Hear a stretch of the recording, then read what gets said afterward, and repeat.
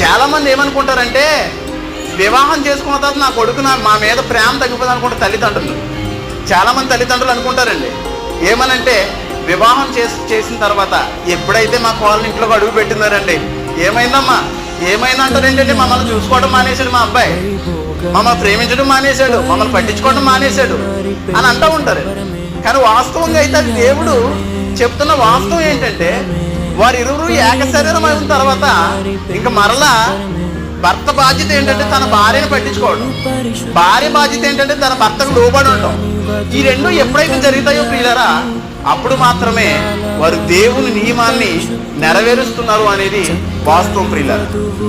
ఈరోజు చాలా కుటుంబాల్లో భయంకరమైనటువంటి ఏమంటే నాకు తెలిసినటువంటి ఒక ఫ్యామిలీ అండి వివాహం చేసుకున్నారు. వివాహం చేసుకున్నటువంటి నెల రోజులకే విడిపోయారు. మీకు అర్థమైందండి?